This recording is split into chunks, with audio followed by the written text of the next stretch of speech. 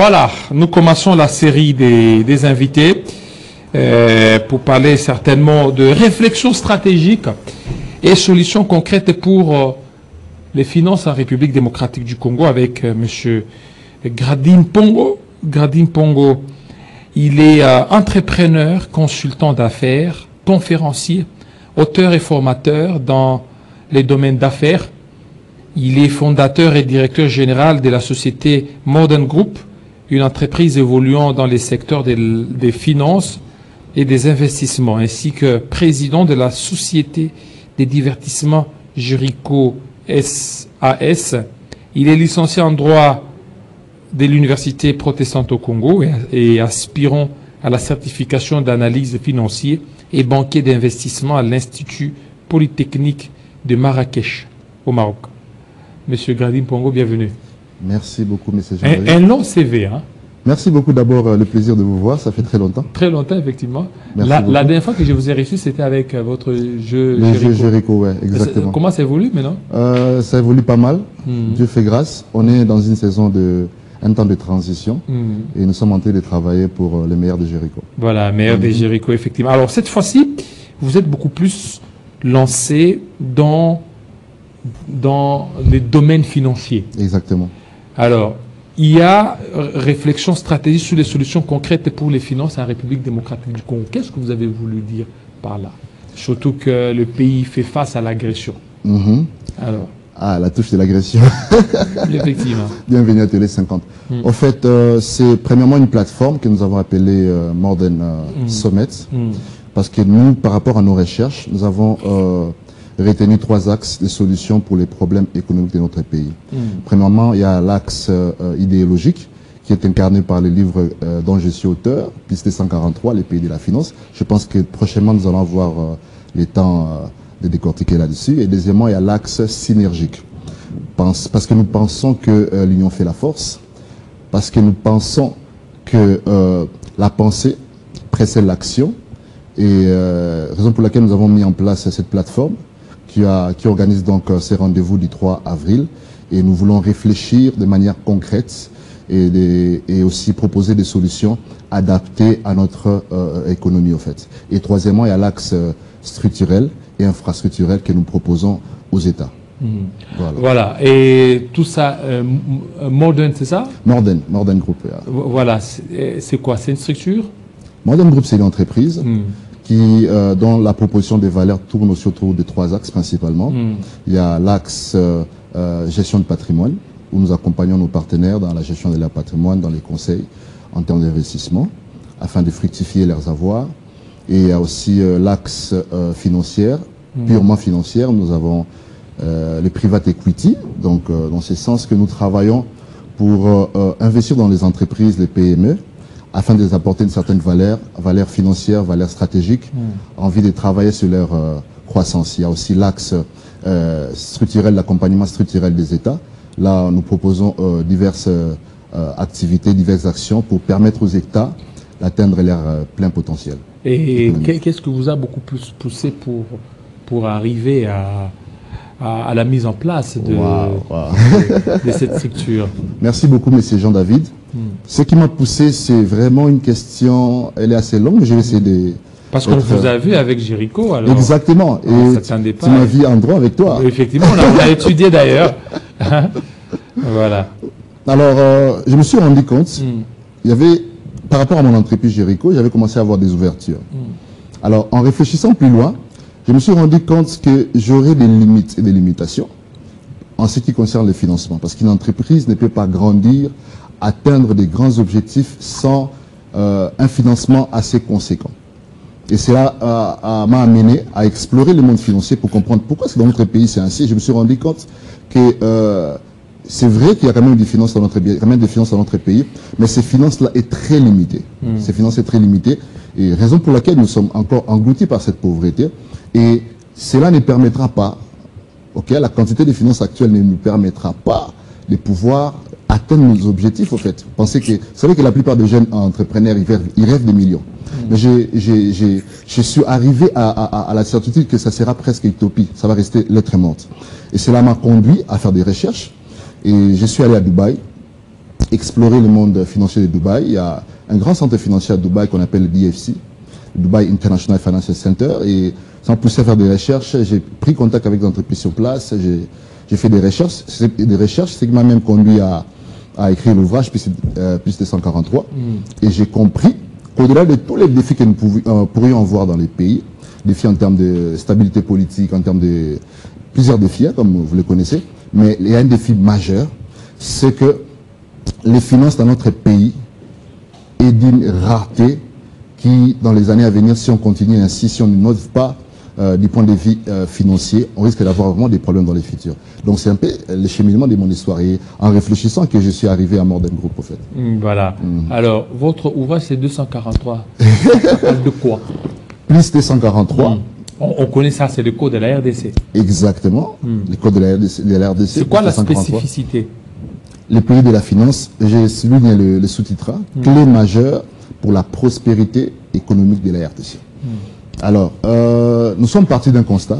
Premièrement, comme tout le monde, c'est par rapport au potentiel de la RDC, les pays les plus riches de la planète. Mais nous avons aussi compris et conclu que ce potentiel restera lettre morte. On ne jouera presque pas de ces potentiels si et seulement si nous restons dans cet état-là. Parce qu'il faut des capitaux frais. Vous savez, tout comme une sémence, lorsqu'elle est enterrée et qu'il n'y a pas d'eau, pour arroser la sémence, il n'y aura pas de croissance, il n'y aura pas d'arbre. Et nous avons donc caractérisé les capitaux frais comme une eau fraîche, comme une pluie, pouvant arroser la sémence du potentiel qui régorge la RDC.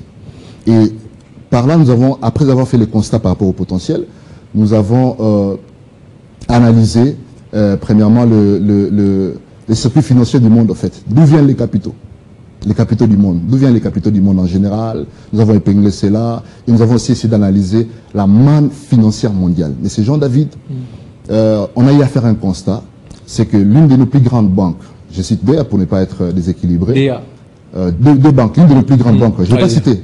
Je vais prendre des exemples, en fait. Je ne vais pas citer les banques, ne vous en faites pas. La première plus grande banque du pays a un chiffre d'affaires d'environ 500 millions de dollars. La deuxième tourne autour de 300 millions, si je ne me trompe pas. Et pour un pays aussi riche, 500 millions de chiffres d'affaires, quoi qu'il y a pauvreté, premièrement, c'est une prouesse. Parce que nous sommes dans un contexte économique assez particulier. Mais on s'attendait peut-être à 1 milliard, 500 voilà. millions. Là, vous me rejoignez, 500 millions de chiffres d'affaires. Oui, c'est peu. C'est trop peu. Alors qu'à passage, je vais vous dire que 500 millions des traders ou les tenanciers, certains travailleurs de la bourse à New York peuvent l'avoir en termes d'une seule personne. Une seule personne. Imaginez, il y a une personne qu'on appelle M. Masayoshi Son. Il a levé à lui seul, c'est le président de la SoftBank, il a levé à lui seul 45 milliards de dollars en 45 minutes auprès d'un partenaire. Voyez-vous? Donc le potentiel, la manne financière mondiale, elle est énorme. Mais la RDC ne jouit pas de cette manne. Pourquoi? Parce que nous n'avons pas assez d'instruments, nous n'avons pas assez de systèmes pouvant attirer cette manne financière. Pas seulement à l'extérieur, parce que aussi à l'intérieur, il y a une manne financière. Et c'est quoi, ce qui nous manque, c'est l'intelligence, au fait, pour attirer cela. Vous dites, M. Jean Lévy. Non, en fait, c'est quoi la base? Qu'est-ce qui fait assez que... Bon, vous avez répondu, vous avez dit l'intelligence qui nous manque. Mais le 500 milliards, plutôt les 500 millions et les 300 millions pour un pays comme la RDC, pour les plus grandes banques, c'est peu là. C'est trop peu, c'est trop peu. Je signale aussi en passant que le budget de la police de New York ou de Los Angeles tourne autour d'1 milliard. 1 milliard. Ouais. Les budgets. Oui, rien que la police. Des villes telles que New York. Ok. Donc nous sommes, ce n'est pas déjà normal. Et raison pour laquelle nous proposons des solutions, raison pour laquelle nous organisons ce genre de rencontres, tel que le sommet que nous sommes en train d'organiser le 3 avril, pour essayer de réfléchir sur la question et aussi mettre en exergue les solutions que nous avons trouvées par rapport à notre pays. Voyez-vous? Et il y a tout un plan qui est à suivre, un plan sur lequel nous avons travaillé, des recherches et approuvé aussi par certains experts pour amener notre pays à vivre l'innovation financière. Nous ne sommes pas partis de nulle part parce que dans le livre, nous avons aussi analysé certaines nations. Nous avons analysé la Chine. Comment est-ce que la Chine est devenue aussi puissante? Vous allez vous rendre compte qu'à un certain moment de leur histoire économique, ils ont créé des zones économiques spéciales. Et ces zones économiques spéciales ont permis d'attirer les finances extérieures. Ils ont créé ce qu'on appelle, ils ont fait ce qu'on appelle l'innovation financière. Il n'y a pas que la Chine, il y a aussi la Grande-Bretagne qui est une puissance mondiale. Comment est-ce qu'ils sont arrivés là? La Grande-Bretagne est Grande-Bretagne parce que il y a eu premièrement la révolution financière. Et la révolution financière a apporté la révolution industrielle. Et la révolution industrielle même de la Grande-Bretagne a eu de l'impact aussi sur l'économie des États-Unis. Et l'économie des États-Unis à son tour, avec Wall Street, parce que Wall Street était aussi nourrie par la City, la puissance financière de Londres, à son tour aussi, avec New York, a influencé ce qu'on appelle aujourd'hui la Silicon Valley. Okay? Vous savez, tout le monde chante aujourd'hui les États-Unis, la Silicon Valley. Mais la Silicon Valley ne serait pas Silicon Valley s'il n'y avait pas des financiers de New York qui sont descendus à la Silicon Valley pour apporter du financement. Donc, beaucoup d'intelligence sans capitaux, ça ne servira à rien. Donc, c'est un peu ça. Donc, il y a plusieurs pays, plusieurs exemples que nous pouvons citer. Et ça commence toujours quelque part. Alors maintenant, c'est quoi? Qu'est-ce qu'il faut? Est-ce que vous ne voyez pas la situation d'insécurité serrée à la base? Bon, quand même, c'est venu un peu après. Exactement. Oui, on devrait quand même profiter de nos minéraux qu'on n'arrive pas certainement à tirer profit. Exactement. Bon, en commençant par les minéraux, c'est un peu aussi le défaut, en fait. Hein. Vous savez, c'est une malformation, une déformation. Nous ne pensons qu'aux minéraux. On ne pense pas à l'agriculture. On ne pense pas à vraiment l'industrialisation. On ne pense pas à l'énergie, voyez-vous, qui est aussi une source énorme pour notre économie, voyez-vous. Et ensuite, par rapport à ces temps de crise, cela m'a vraiment poussé, cela nous a vraiment poussé à réfléchir en termes de contenu local, en fait. Voyez-vous, la finance, avant de la tirer de l'extérieur, nous devons aussi rendre compacte, rendre efficace la finance au niveau interne. Ok? Et faire un peu, parce que je vois que vous faites un lien avec le contexte de guerre. Vous êtes serviteur de Dieu, je vais faire un lien. Et les hommes de Néhémie, ils avaient à l'air d'une main de quoi se battre et d'une autre main de quoi construire. On ne peut pas se dire, non, nous sommes dans un contexte de guerre, on va croiser les bras. Non. Et cela nous pousse encore, parce que quand il y a des bruits de guerre, les premières personnes qui avaient des intentions à venir investir en RDC, qu'est-ce qu'ils vont faire? Ils vont un peu se rétracter. Mais ce qui n'est pas le cas pour nous, les entrepreneurs congolais. Nous, on est là.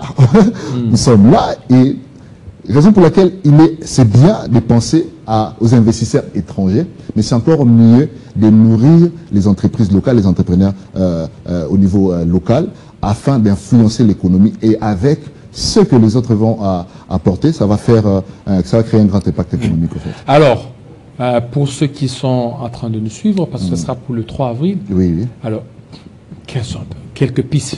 Je sais que ça ne sera pas tout, mais des pistes, des solutions pour une finance en République démocratique du Congo. Voilà. Merci beaucoup.